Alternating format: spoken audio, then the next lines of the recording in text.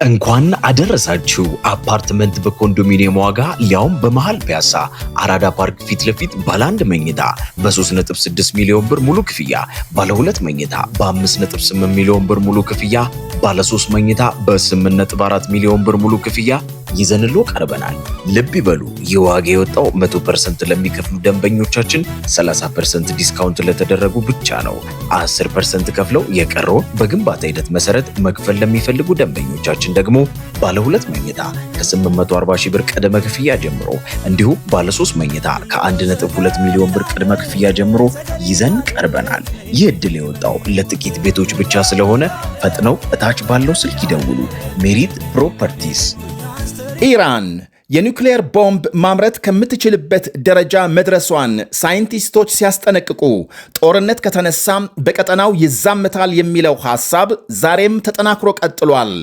ምሽግ የገቡት ጠቅላይ መሪ አያቶላህ አሊ ካማኒ ድምፃቸውን አሰምተዋል። እስራኤል ዛሬ የወሰደችውን እርምጃም የተለያዩ ሀገሮች እያወገዙ ነው። በዝርዝር እናቀርበዋለን። በምስራቃዊ ዩክሬን ማምሻውን በተፈጸመ ጥቃት በርካታ ሰዎች መገደላቸው ሲነገር ታዋቂዋም የናይጄሪያ ድምፃዊ ብዙዎችን ባስደነገጠ አደጋም ሕይወቷ ማለፉ ታውቋል። ሌሎችም አሉን። በላይ በቀለ ነኝ። አብራችሁን እንድትቆዩ ጋብዛለሁ።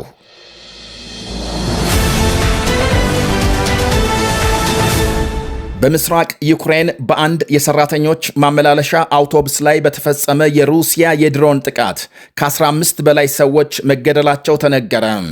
ማምሻውን በተፈጸመ በዚህ ጥቃት ከተገደሉት ሌላም ከ10 የሚልቁ መቁሰላቸውን ዘገቦች አመልክተዋል። በጥቃቱ የተገደሉና የቆሰሉት በሙሉ ዲቴክ የተባለ ታዋቂ የኃይል ማመንጫ ኩባንያ ሰራተኞች ሳይሆኑ እንዳልቀረ ተገምቷል። ኩባንያውም ቢሆን አውቶቡሱ የተቋሙን ሰራተኞች ከስራም ወደ ቤት በማጓጓዝ ላይ እንደነበርና ሆን ተብሎ ኢላማ መደረጉን ሲገልጽ፣ ይህም የጥቃቱ ሰለባዎች የኩባንያው ሰራተኞች ሳይሆኑ አይቀርም የሚለውን የፖሊስ ግምት ያረጋገጠ ሆኗል። ከዚህ ቀደም ሲል ዛፖሬዥያ በተባለች ከተማ በአንድ የወሊድ ሆስፒታል በተፈጸመ የድሮን ጥቃት 2 ሴቶችን ጨምሮ 6 ሰዎች ክፉኛ መቁሰላቸውን የዩክሬን ባለሥልጣናት ገልጸዋል። ይህም የሩሲያ ጥቃት ንጹሐንን ኢላማ ያደረገ ስለመሆኑ ማሳያ ነው ብለዋል። ሩሲያም ባለፈው ወር የዩክሬን የኃይል ማመንጫ ተቋማትን ኢላማ ያደረጉ ሰፊ ጥቃቶች መፈጸሟንና በዚህም ሚሊዮኖች ኤሌክትሪክ እንዲያጡ ተደርገው ለአደገኛ የክረምት ቅዝቃዜ መጋለጣቸውን ባለሥልጣናቱ አክለዋል።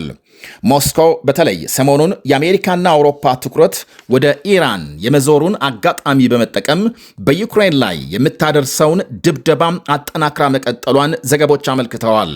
የዛሬው ጥቃት ፕሬዝዳንት ትራምፕ የሩሲያ መሪ ቭላዲሚር ፑቲን የዩክሬን ትላልቅ ከተሞችን ላለመምታት መስማማታቸውን ከገለጹ በኋላም የተፈጸመ ነው ተብሏል። ከኢራን ባለስልጣናት የሚሰነዘር ዛቻና ማስጠንቀቂያም ዛሬም ሲሰማ ውሏል።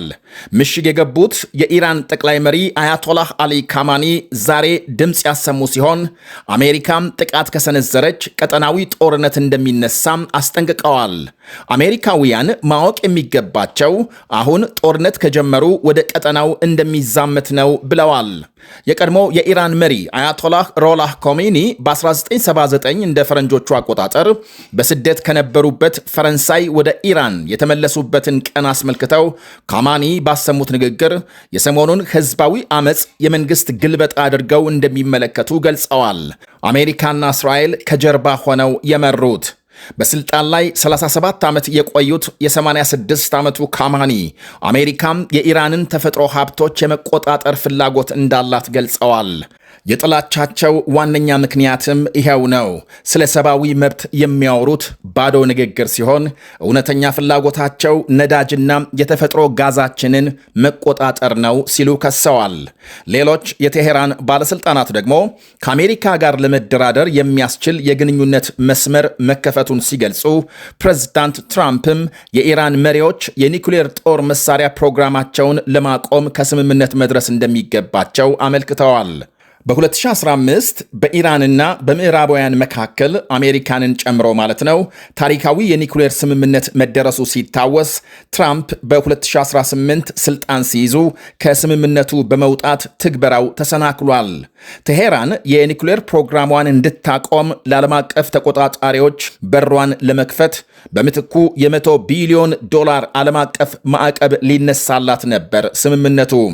አሜሪካም ከስምምነቱ መውጣቷን ተከትሎ ቴሄራን የገባችውን ግዴታ በመሻር በፕሮግራሟም ስትቀጥል ከትራምፕ ስልጣን የተረከቡት ፕሬዝዳንት ጆ ባይደን ወደ ስምምነቱ ለመመለስ ቃል ቢገቡም ኢራን እንደወጣች በዚያው ቀርታለች። አሁን ከፍተኛ ወታደራዊ ፍጥጫ ውስጥ ገብተው ከዛሬ ነገ ጦርነት ይጀመራል ተብሎ ሲጠበቅ ትራምፕ ቴሄራን ከአሜሪካ ጋር ጠበቅ ያለ ንግግር መጀመሯን ገልጸዋል። የኢራን የኒኩሌር ግንባታ ሐሳብ ከ1950ዎቹ እንደ ፈረንጆቹ አቆጣጠር የሚጀምር ሲሆን ለሰላማዊ ተግባር የሚውል የኒኩሌር ኃይል ማመንጫ ትሰራ ዘንድ ከራሷም ከአሜሪካ ድጋፍ ይደረግላት እንደነበር ይነገራል። ሆኖም የኒኩሌር ፕሮግራሙ በ1979 ከተካሄደው የኢራን አብዮት በኋላ መልኩን ቀይሮ ለኒኩሌር ጦር መሳሪያ የሚውል ዩራኒየም በዓለም አቀፍ ሕግ ከሚፈቀደው መጠን ባለፈ ስልጣን የያዘው የአሁኑ መንግስት በድብቅ ማመንጨት በመጀመሩ የሀገራት ትኩረትን መሳቡ አልቀረም። ዓለም አቀፉ የአቶሚክ ኃይል ኤጀንሲ የቴሄራንን የኒኩሌር እንቅስቃሴ ለመቆጣጠር ጣልቃ ለመግባት የተገደደውም ከዚያ በኋላ እንደሆነ ይወሳል። በአሁኑ ወቅት ኢራን ኒኩሌር ቦምቦች ለማምረት የሚያስችላትን ዩራኒየም 60 በመቶ እንዳመነጨችና ይህም ቦምቦቿን ለመስራት ያስችላል ከሚባለው 90 በመቶ ለመድረስ እንደተቃረበች ተመልክቷል። ተንታኞች ቴሄራን ለአንድ የኒኩሌር ቦምብ መስሪያ የሚሆን ዩራኒየም በሳምንት ጊዜ ማዘጋጀት እንደምትችል ያስጠነቅቃሉ። ዓለም አቀፉ የአቶሚክ ኤጀንሲም በቅርቡ በተፈጸመ ወታደራዊ ጥቃትና በውስጥ አለመረጋጋት ሳቢያ የኢራን ዩራኒየም አቅም ያለበትን ደረጃም ለማረጋገጥ አዳጋች እንደሆነበት ገልጧል። በኢራን ያለው የውስጥ አለመረጋጋት የኒውክሌር ፕሮግራሙ ቁጥጥር ባለቤት እንዲያጣና ዩራኒየም የማበልጸግ ስራም እንዲጣደፍ ወይም የኒውክሌር ቁሳቁሶች እንዲሰረቁ ያደርጋል በማለት በርካታ ወገኖች ያስጠነቅቃሉ። በአጠቃላይ የኢራን የኒውክሌር ፕሮግራም የዓለም አቀፍ አሳሳቢ ጉዳይ እንደሆነ ሲቀጥል ከዓለምና ከቀጠናዊ ስጋትነቱ አንጻር ዩራኒየም የማበልጸግ አቅሟን ማሳደግ የእነ አሜሪካ ወታደራዊ ዘመቻም አደጋና የውስጥ አለመረጋጋቱ ተደምረው የኢራን ሁኔታ በጥንቃቄ መታየት እንደሚገባው ታዛቢዎች ያስገነዝባሉ። አንዴ ሳት ካለ ከመካከለኛው ምስራቅ ባለፈ ለመላው ዓለም ጭምር ነውና ጉዳቱ ለጊዜው ድርድር የመጀመሪያም አማራጭ ሊሆን እንደሚገባም ይጠቅሳሉ።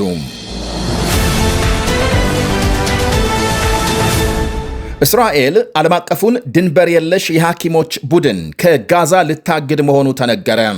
ተቋሙ በጋዛ የሚያካሄደውን እንቅስቃሴ እስራኤል ለመከልከል የተነሳችው በዚያ ያሉ የሰራተኞቹን ዝርዝር ለመስጠት ፈቃደኛ ባለመሆኑ ነው ብሏል የእስራኤል መንግስት።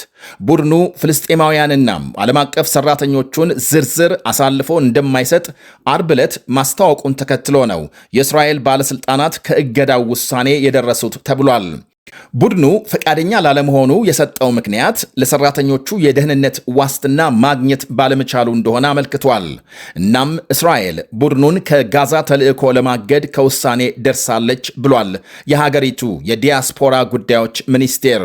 ጥቂት የተቋሙ ሰራተኞች ከሐማስና ከእስላሚክ ጅሃድ ቡድኖች ጋር ግንኙነት እንዳላቸው አክሏል።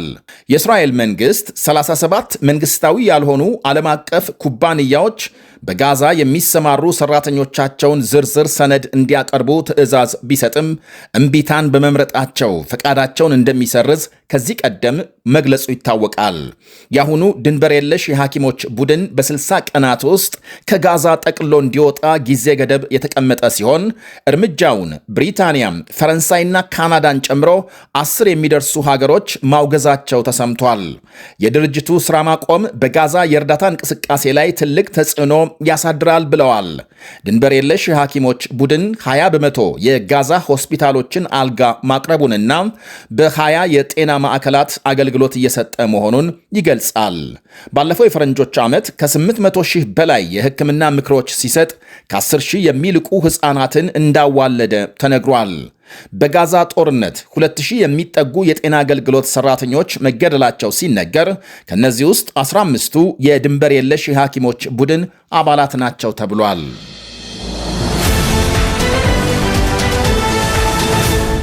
ታዋቂዋም የናይጄሪያ ወጣት ዘፋኝ ፋናኒያ ንዋንጌኔ በእባብ ተነድፋ መሞቷ ተነገረ። የ26 ዓመቷ ድምፃዊ ሞት በናይጄሪያ ትልቅ ድንጋጤ መፍጠሩ ተመልክቷል። ዘፋኟም ከ5 ዓመት በፊት በናይጄሪያ ታዋቂ የድምፃውያን ውድድር መሳተፏን ተከትሎ ዝነኛ እየሆነች መሄዷን ዘገቦች አመልክተዋል።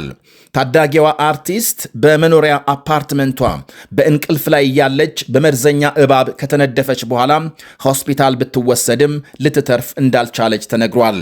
ኋላ ላይ መኖሪያ ቤቷ ሲፈተሽ 2 እባቦች መገኘታቸውን ዘገቦች አመልክተዋል። መጀመሪያም አቅራቢያዋ ወዳለ ጤና ጣቢያ ብትወሰድም የእባብ መርዝ ማርከሻ መድኃኒት የሌላቸው በመሆኑ ወደ ሌላ ሆስፒታል እንድትሄድ ቢደረግም ተመሳሳይ ችግር ማጋጠሙን ጓደኞቿ ተናግረዋል። ከሚፈለጉት 2 አንቲ ቬነም መድኃኒቶች አንዱ ሲገኝ ሌላውን ፍለጋ ጓደኞቿ ሲዞሩ ውለው ሆስፒታል ሲመለሱ የ26 ዓመቷ ዘፋኝ ሕይወቷ አልፏል። አርቲስቷም በዚህ ዓመት መጨረሻ የመጀመሪያ የሙዚቃ ኮንሰርቷን የማቅረብ ዕቅድ ነበራት ተብሏል።